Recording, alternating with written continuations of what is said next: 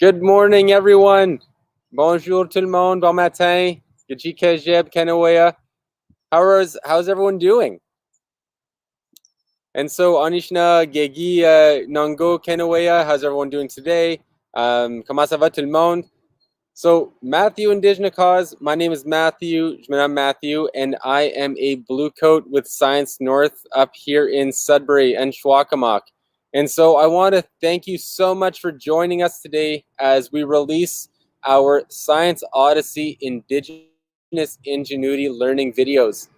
And so before we jump into the video, I just want to mention that if you have any questions, please ask away in our chat. We're kind of monitoring that to see.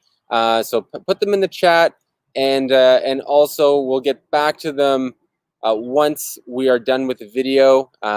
So please interact with us. We love seeing all of your comments and questions.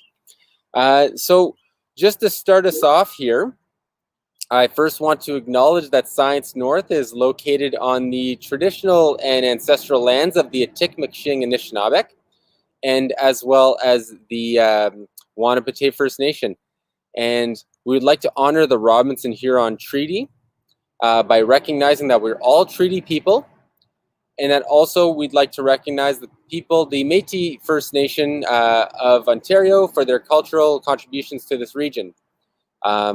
So thank you very much for that, and please, wherever you're joining us in from, please look into what traditional territory you're situated on, and you can learn a little bit more about the history of your area.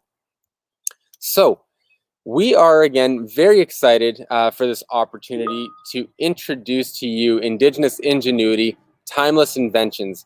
And this exhibit right now is being hosted by us at Science North in Sudbury.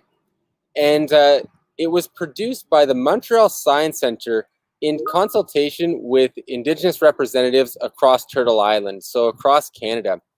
And so what's amazing about this exhibit is that it highlights how Indigenous people of Turtle Island and across the world continue to show a great sense of ingenuity. And it's founded in really diverse worldviews that are all inspired by the land. And so nature plays a central role in this exhibit and in the knowledge systems of Indigenous peoples.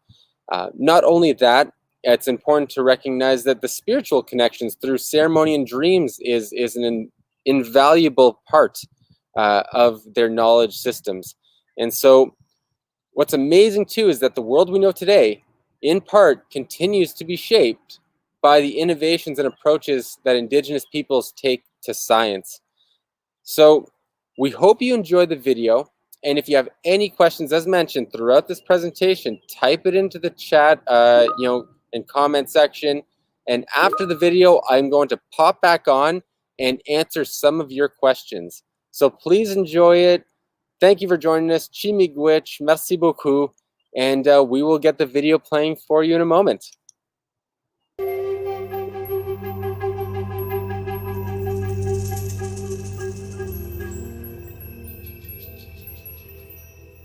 Ani Kenawaya. Hello everyone. Bonjour tout le monde. Bindige. Welcome. Bienvenue to Science North. Matthew Indigenous Cause. My name is Matthew. Je m'appelle Matthew. I am a Bluecoat at Science North in Schwakamak, Sudbury, Ontario, situated on the traditional and ancestral lands of the Attikmekshing Anishinaabe and the Wanapitei First Nation. I want to say Chinigwich. Thank you. Merci for joining us on our journey in exploring Indigenous ingenuity, timeless inventions, génie autochtone, and aventure interactive, presented by Science North and Indigenous Tourism Ontario. Since time immemorial, Anishinaabe Gikandazwin and other Indigenous knowledge systems have demonstrated deeply rooted connections to the land. The technologies and techniques inspired through observation and meaningful participation with the natural world. This exhibit will provide a glimpse into the world of Indigenous ingenuity, as well as Indigenous people's ongoing contributions to science. Before we begin, let's get equipped with an RFID bracelet. it'll log our journey through the exhibit.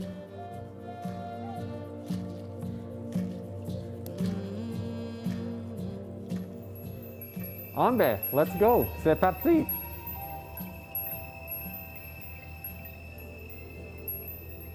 Have you ever gone fishing? This exhibit is all about demonstrating the way in which Inuit people have developed the use of the harpoon as one of their methods for catching fish and other large marine mammals. As you'll see, it can be a real challenge. Carefully crafted tools such as harpoons are left behind on the riverbank to be used by other fishermen in the area and benefits the whole community. Our harpoon today is in the form of a leister. The leister is a type of thrusting harpoon with a three-pronged head where the external prongs are barbed in order to pierce and secure the fish. Let's give it a shot and see how many fish I can catch. If you're ready, I'm going to activate the challenge using the RFID bracelet. To make this easier, you'll have to make sure that when you strike the salmon, strike it in the center and hold down the harpoon.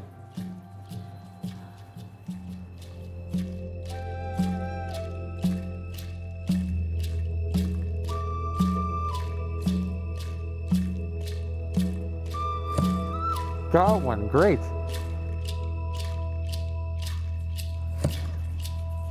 Another one, that's awesome.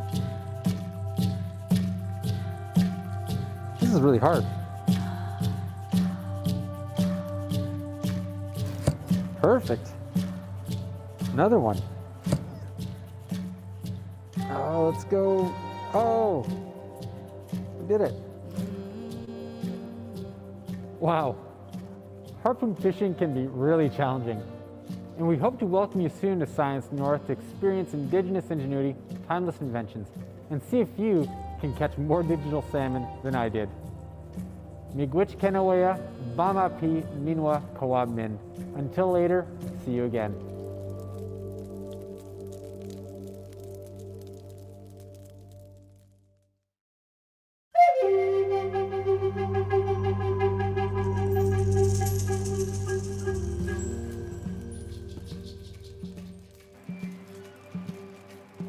This looks interesting, doesn't it?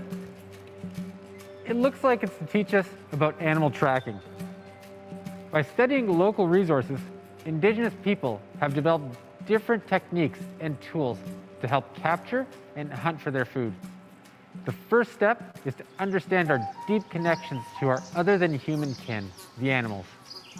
We must learn to respect them as they are an integral part of our ecosystems. They not only provide us with food and clothing, but also lessons about the natural world. Let's now learn how to identify different animals by their tracks. Here, we have 4 different sets of tracks that lead to a square. The goal is to match these blocks to the correct prints. Let's try it out. All right, let's see. Okay. All right, I got a duck here. I know it has webbed feet. I think this may be it. Let's see.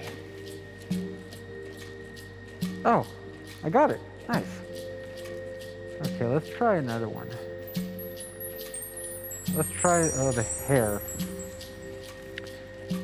So this one, I know that they're really fast. I think it has these really big paws to jump off of. I got that one too. Oh, it's amazing. Oh, the otter. I don't know as much about the otter. Oh, it actually gives us some ideas and some tips here. Well, that's interesting. In the observation here, it says, the otter swims in lakes and rivers where it feeds on fish. So it's a swimmer. So it must have a bit of webbed feet. Maybe it's this one. Oh, no, I don't know if I got it. Well, it was a good try. I'll keep going. Oh, there's another one over there with maybe. Looked like a little bit of webbed feet. Oh, nice. Well, that's exciting. Just learned something. Wow. Tracking animals is a lot of fun. Now, just because you may not be here at Science North to try this, don't forget that you can get outside and try to discover the animal tracks in your area. Just to give you a hint, it is easiest during the winter months with the snow, or times after it rains where the ground is soft. We hope to welcome you soon to Science North to experience Indigenous Ingenuity, timeless inventions, and to test your newfound knowledge of animal tracking. Thank you very much, everyone. Merci beaucoup tout le monde. Bama pi minwa kawab min. Until later, see you soon.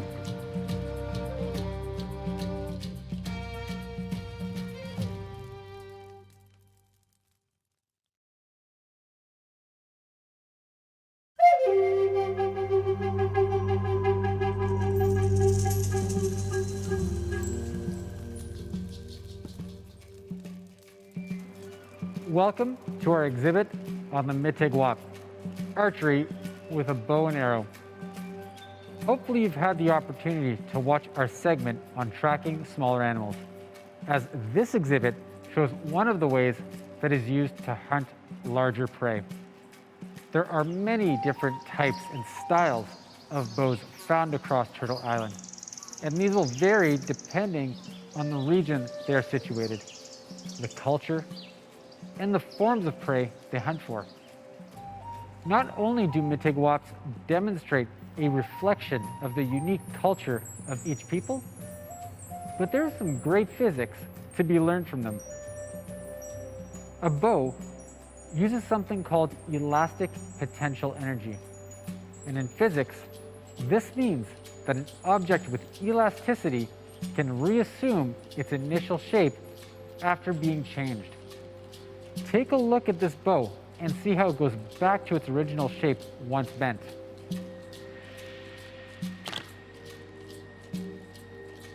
Another cool aspect of this technology are the arrows. The feathers at the end of the arrow, which make up the fletching, help to keep the arrow from going off course. Short feathers offer less resistance to air and allow the arrow to travel farther, while longer feathers provide greater accuracy. Now let's give this a try and see how much prey I can catch. All right, let's see how I can do.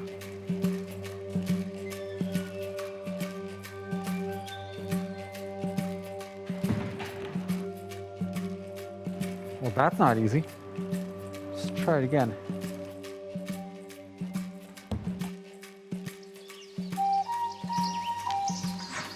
Oh, just missed.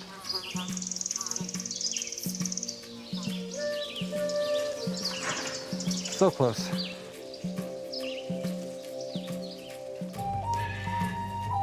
Got one, great.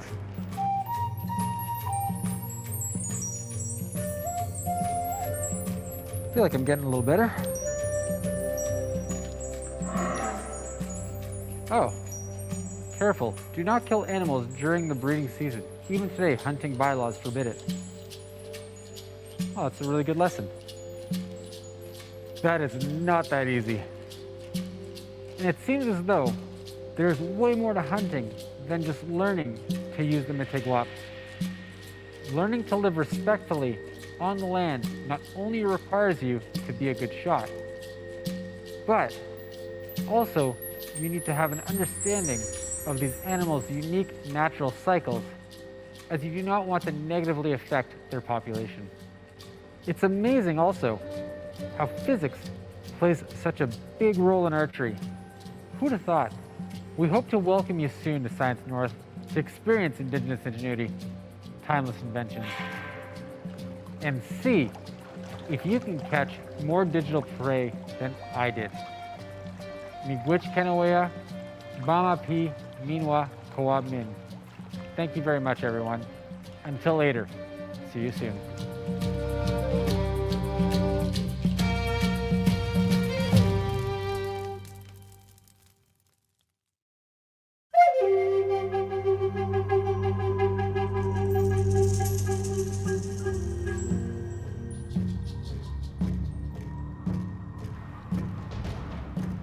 Climate tactics, Indigenous ingenuity to fight climate change.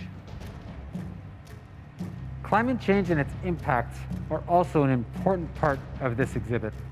Innovative Indigenous initiatives projects can be seen throughout.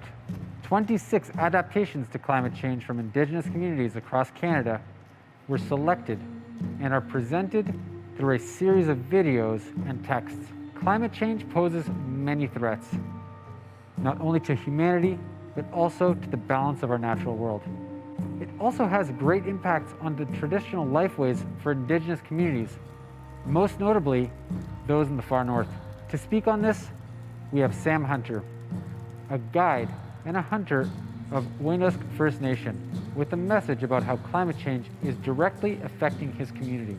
Thankfully, Indigenous knowledge systems are adaptive and resilient.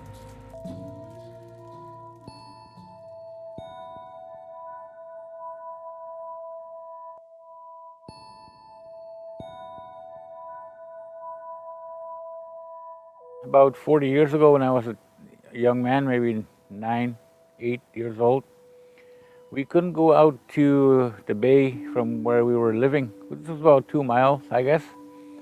And then there used to be a lot of bog.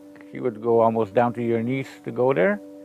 But now you can walk there with running shoes. It's really, really dry. And I think what's happening is that the permafrost is all melting under the ground, and the water's kind of like going under or moving somewhere.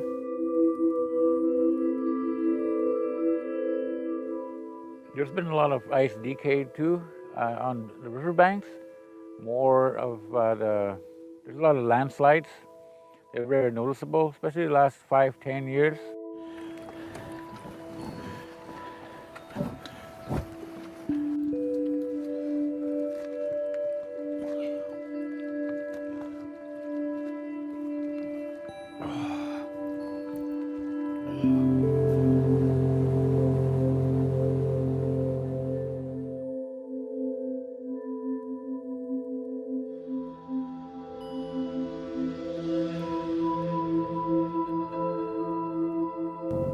They call it ice decay.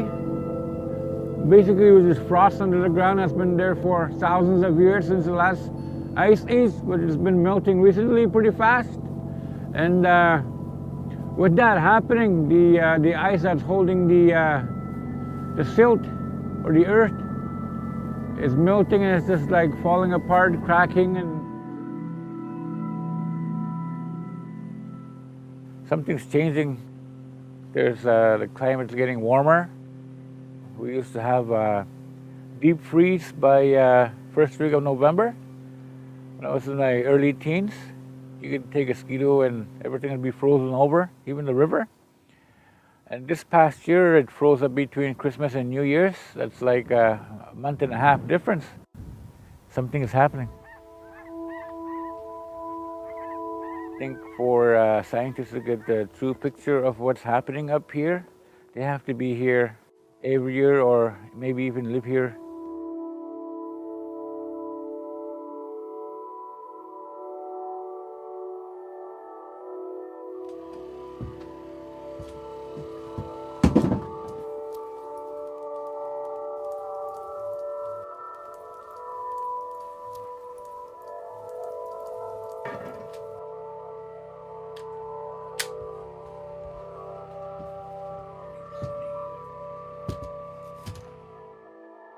Those kind of changes, I think, change the environment. It happens quick.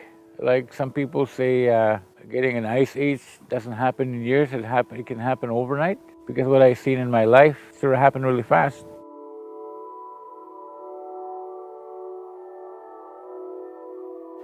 One of the things I would like to say to the scientists and biologists is to work with people. Because they bring people from the south who have no knowledge of the animals or even the vegetation that we see changes with, so they can collaborate and take notes and understand more of what the people understand. I think it's really important that they understand what we have seen.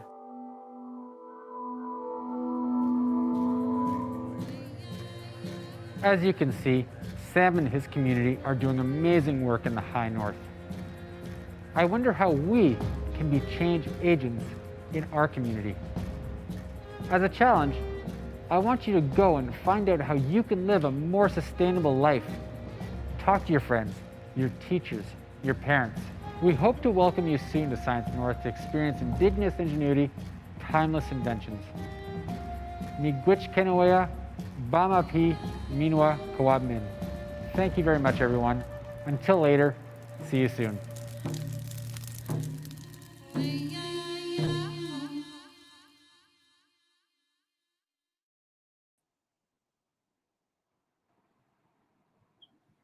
Welcome back, everyone. Thank you so much for watching our videos with us. I hope you you enjoyed them, and I hope that you've learned something a little bit about Indigenous ingenuity as it pertains to our modern day world. And so I want to take this time to answer a few of your questions that kind of came up throughout the chat. And so I think one that stood out right away was, do you like working for Science North? Absolutely. It's actually such a pleasure. It's so fun to be able to work with an incredibly dynamic team that just is filled with people who just love to learn and love to teach. And so if any of you are ever interested and you live in our area, please, you can volunteer with us. You can, apply for summer positions and work your way up. And so, yeah, absolutely, it's a wonderful place to be. And we get to do things like this. We get to hang out with people from all across the country and just talking with you online. So I think most importantly is that I think we hope to have you come into our Science Center to actually experience all of these wonderful exhibits and tasks. And so hopefully in the months to come, we'll be able to welcome you back. So let's get into a few questions here. Okay, so we have a question about, so we had a few topics that heavily included animals. And so that's really great. So one thing is somebody was asking, how are the animals at Science North doing? So that's really great. So they're doing well. They're doing very well. And our animal care staff take care of them so well, and they take them outside and nurture them and do everything that they can to have them live a happy and healthy life, while also having them be animal ambassadors, so that people like yourself and families and of all ages can come in and learn a little bit more about the animals that are found in our natural environment around us here.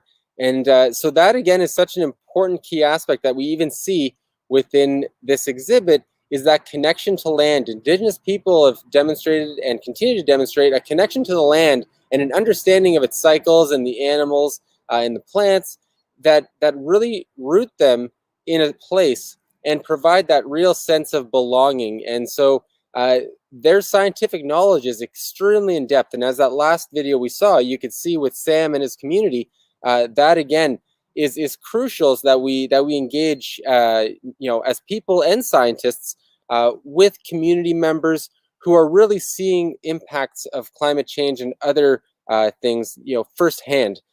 So their knowledge systems have allowed them to preserve and protect that knowledge and pass it down from generation to generation since time immemorial, so forever. And so that is really important at this time in humanity, that we listen and learn and we engage both with that observation and the scientific aspects. So I know I just derailed a little bit from the animals, but they're doing well. So another question that came up. Oh, real quick, I just saw, so our students are in Toronto. What animals do you have at Science North? Well, so that's a really great question. So we do have, we have our beaver, we have porcupine, we have our flying squirrels, and we have all sorts of reptiles and amphibians. And so that'll lead us into kind of another question, was somebody was mentioning the turtles of Turtle Island. So Ontario, as where we're situated, is really interesting. We have 8 species of turtle. And so these 8 species, for the most part, unfortunately, are seeing threats to their population. And so a lot of what's happening is we're, as people continue to develop lands, we encroach on their territories, and so habitat destruction is a really, really big threat to all wildlife, and turtles specifically. Also things like highways. So unfortunately, turtles are really interesting. So how they work is that they have their own kind of territories and lakes that they enjoy being a part of, but they do little migrations. So during the spring and fall months, they'll migrate to and from certain areas. And so at times for the winter time when they're hibernating, they'll actually go to certain lakes that have a high oxygen content. So they're spring fed, so that high oxygen water that's being fed into the lake at the bottom, the turtles will gather, and then they'll stay there for the winter, and they'll breathe through an organ called the cloaca. So that there allows them to breathe underwater. But then come springtime, they'll migrate back to their lakes. And so highways, as now they're kind of separating their territories, are a big threat. So please, be careful as you're driving and to watch out for turtles. They're all across this province. First and foremost, your safety is number one. So please do not stop unless it is otherwise safe to. So a lot of turtles. Another aspect that we see in this, in terms of our turtle populations, and we're linking it to our videos on climate change, is that turtles and other reptiles are sensitive to temperature variance. And so Sam was talking on how there's so much change happening so rapidly, and our animal populations, just like us, like we're gonna have trouble trying to keep that in check and figure out how to live, a somewhat normal life in that. And so reptiles are really interesting. So after they mate, the sex of the turtle or other reptiles is typically is determined through that transfer of that DNA, of those chromosomes and so on. But a big part of also what determines the sex is the temperature during the incubation period of the eggs. And so unfortunately, as temperatures get warmer and warmer, it lends itself to only producing a certain sex of reptile. And so then that kind of throws things off balance as well. So our reptile friends, our turtle friends, do have a lot of challenges ahead. And again, as that great work that Sam is doing up north, and what we're trying to do is, promoting you all as change agents, is trying to find a way that you can live a really great life in a sustainable way. So going back to, I had a question here. Going back to our fishing. So we had a question on are harpoons hard to make? So incredibly about these processes is that again, just like we go to school and learn things, these knowledge systems on how to construct these items, the knowledge base for that, the materials, are continuously passed on from generation to generation, just like any culture in the world. But in terms of the specific harpoon, the leaster that we saw and highlighted of Inuit people up north, in many ways, it is a very harsh climate, but Inuit people and Innu people have really found a way to thrive and adapt to that environment. And so they were able to figure out a long time ago, and to this day it still helps them now, is that using the resources that the land offers you is exceptionally important. So in terms of constructing these, they often use things like walrus tusks and other whale bones and so on. They can shave them down and sharpen them. They use different tissues from the animals, like sinew and connective tissues, to wrap. And if by chance, there's also plant-based matter that can be harvested too certain times of year, and depending where you are in the Arctic and how close you are to the tree line. So again, using all those materials is really key.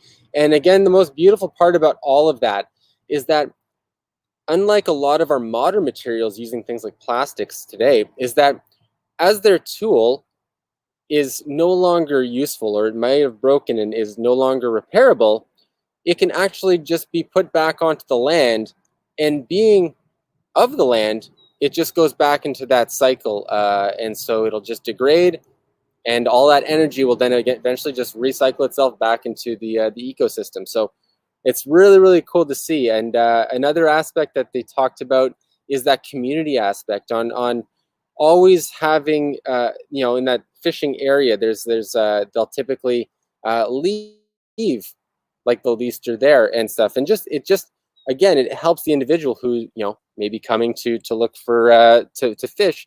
They don't have to have their own tool.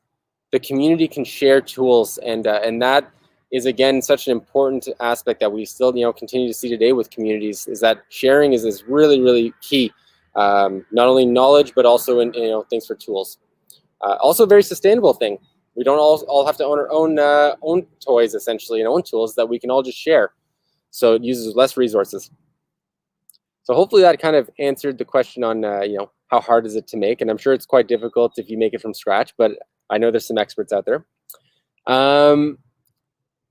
Question came up on, tracking animals. Okay, so someone was asking how people would track animals through times that aren't the winter, or not after rain. I mean, I think that again, this comes down to understanding the location that you're from. So here we're on Anishinaabe territory, and that deep connection to the land really has you understand where to access food year round. We are so blessed to have food all around us, and unfortunately in many ways some of us have kind of lost that knowledge a bit, and we end up relying on the grocery store. But in terms of tracking animals year round, there are techniques that are really well founded, that again allow people to understand where the animals may be. Understanding the patterns is crucial, because understanding their migration patterns and so on is again very crucial. So that lends to year-round abilities to harvest. And also for the just in addition to that, is that you're not going to be harvesting the same animal year-round. Understanding, like I mentioned, that life cycle and when to hunt is really important to preserving the integrity of the animal population.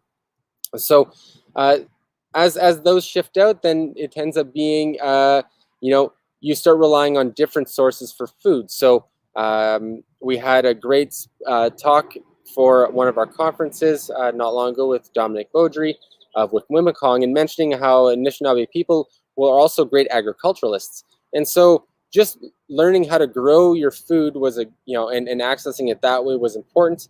Talking about different fishing techniques that can be used throughout the year.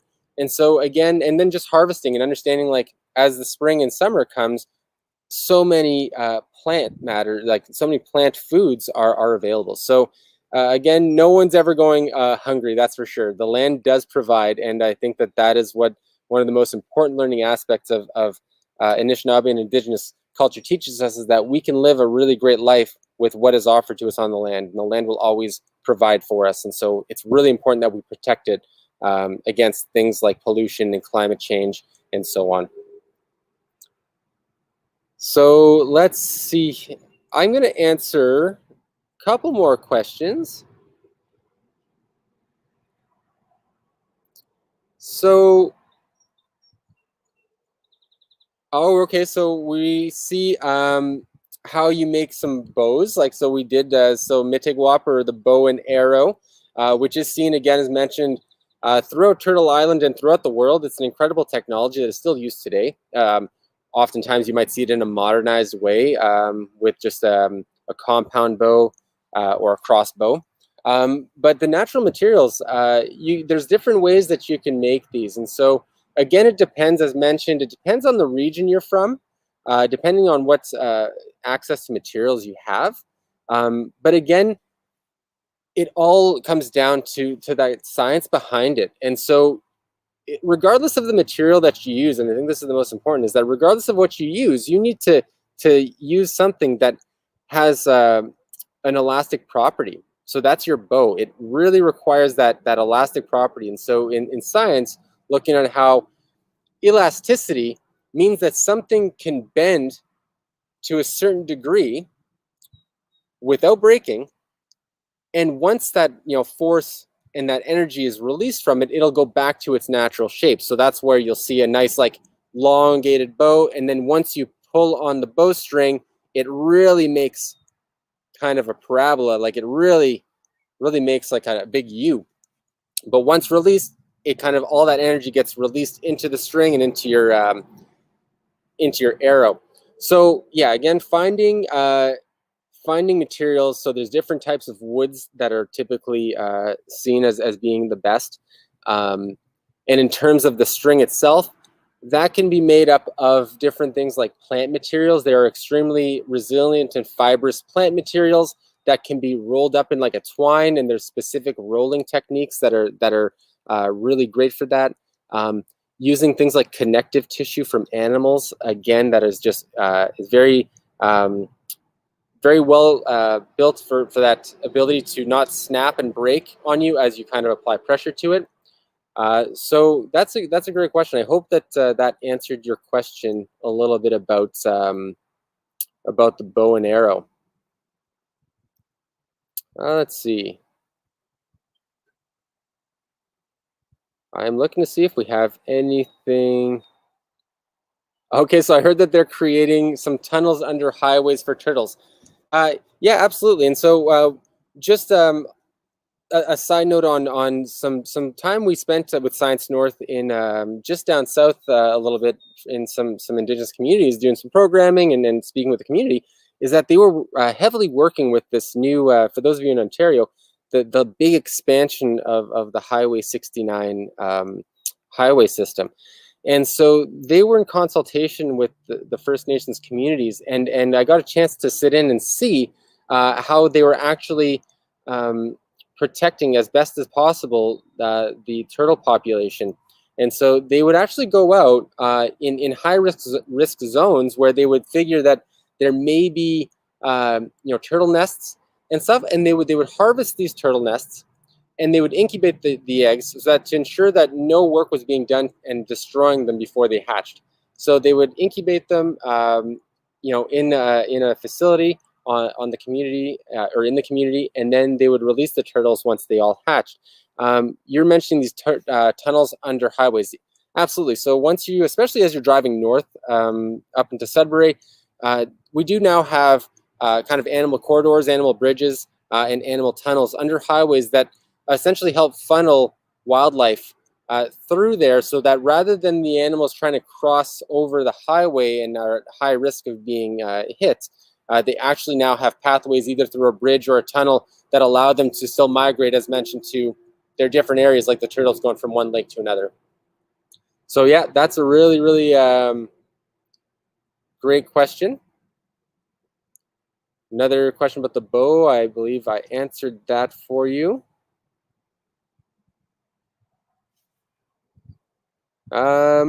Let's see.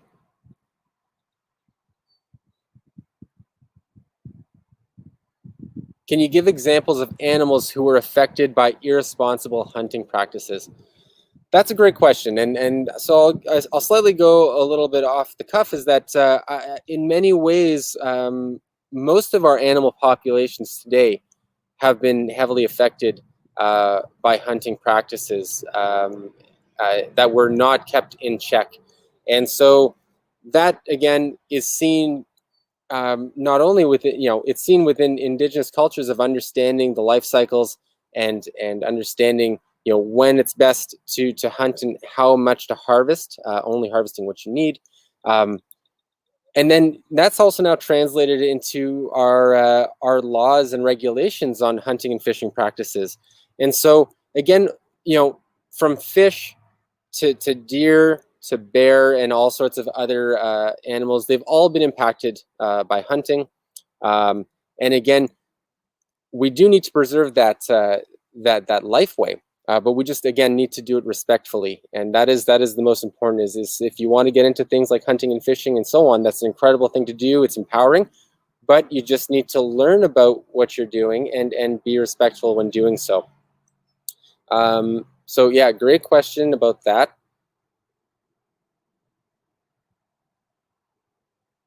How endangered? I mentioned the roads and turtles. Yeah, so roads again pose a very, very large threat to reptiles and amphibians. So it's just one of those great players that is affecting their population heavily. Where did you get the mask from the video? So us at Science North, so we are so grateful to work with a great community of people here, of Anishinaabe people and other cultures, that we actually were able to source our masks from somebody locally. And so, yeah, very lucky. Same with our beautiful T-shirts that we got made. They're all printed by from a local Tikmikshing Anishinaabe artist. So that's a great question. Thanks for that. I Love Science by BC Gamer. Amazing. Hopefully we'll see you soon. And so what things can we do to keep our earth healthy? Okay, so that's a really I think I'll end with this one, because we're coming close to our 45 minutes, but that's a really, really great question. So there are many things that that you can do to keep our earth healthy. And so I think first and foremost is get outside. Be a part of the of nature and the natural world around you, and learn about it. Even if you're in a city like Toronto, you still have nature all around you. You can look out from a balcony window, or you can, if you have a home and you have a backyard, you can sit there and just, I'd say, take time to just like listen to the world around you. And it's amazing the creatures you're going to see by just taking that moment to sit back and listen and observe, and just take a moment of silence and just look. And so you can take also walks through parks.